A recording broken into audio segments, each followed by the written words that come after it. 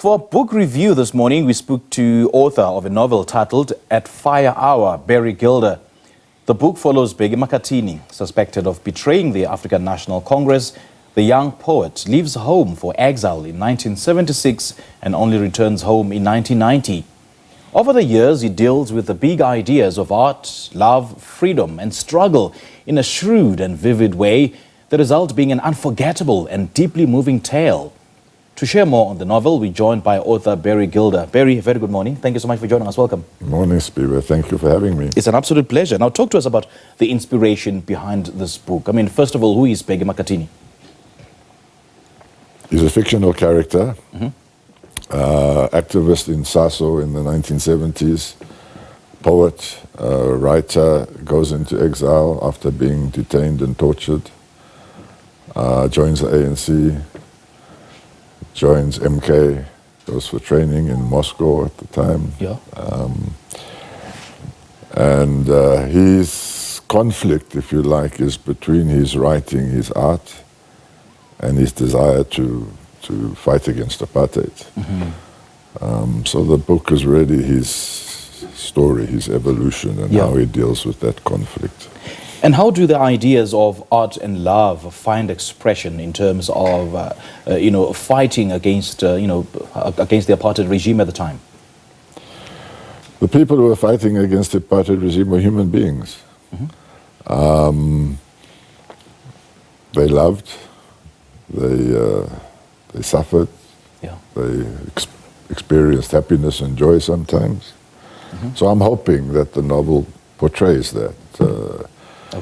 The other key character in the book is Bheki's love, Pumla, who becomes his wife eventually. And that relationship, I think, is an important part of the story, of how people involved in the struggle against apartheid were able also to have relationships, love relationships, and how that was affected by the conditions of exile and struggle. And without giving away too much, what does it go through in exile? As you mentioned in your intro, Bheki comes under some suspicion when he goes into exile from some people in the ANC, because he was detained and tortured by the apartheid security branch in 1976. But they eventually released him, and there's a question, why was he released? Why wasn't he charged? So that leads to some suspicion, and there are various parts of the story, the narrative, which engage that suspicion and how it's treated by the ANC, by his wife and by himself and by the other people around him. And it's a story, I think, that was a very real experience for those of us involved in the anti-apartheid struggle.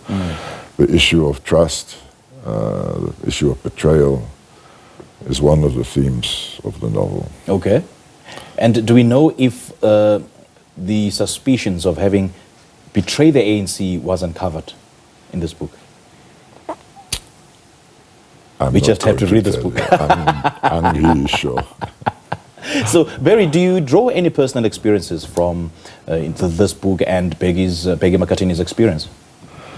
Look, the book is based on reality. The story and the characters take place in a real world that really happened, and there's some events in the book that are historical realities. Particularly, there are a number of cultural anti-apartheid conferences that take place in Amsterdam, in Gaborone, in Victoria Falls and elsewhere. Those were real events. I attended some of them myself. But Bheki is a completely fictional character. Yeah, sure. But there are real people in the story. Real Alex Laguma, for example, a famous South African writer, appears in the story. But they are dealt with fictionally.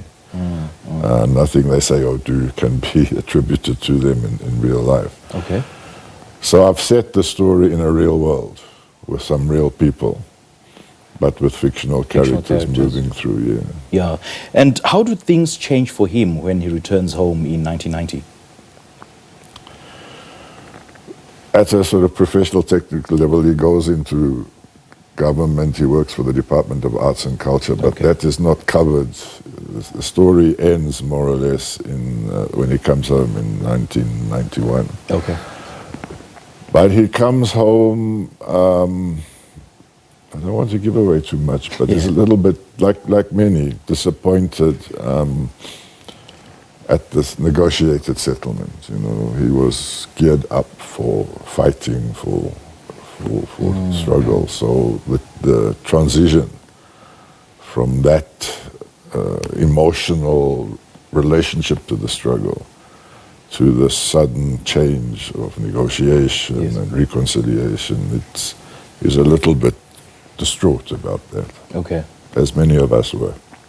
And I see, Barry, you've added quite a number of poems in every chapter. Talk to us about some of these poems. Well, he's a writer.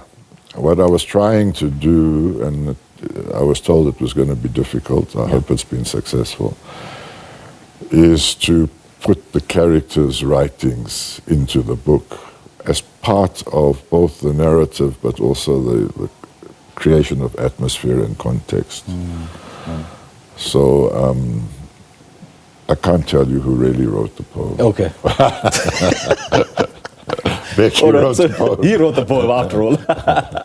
So who is likely to enjoy this book?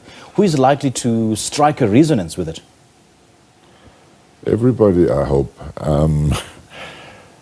I think for people who have an interest in our history and the struggle against apartheid, will find the book interesting. People who have an interest in the centuries-old debate about the relationship between art and society, art and politics, art and struggle, I think those people will be interested. Yeah. But I think, as you said in your intro, it's also a story about love.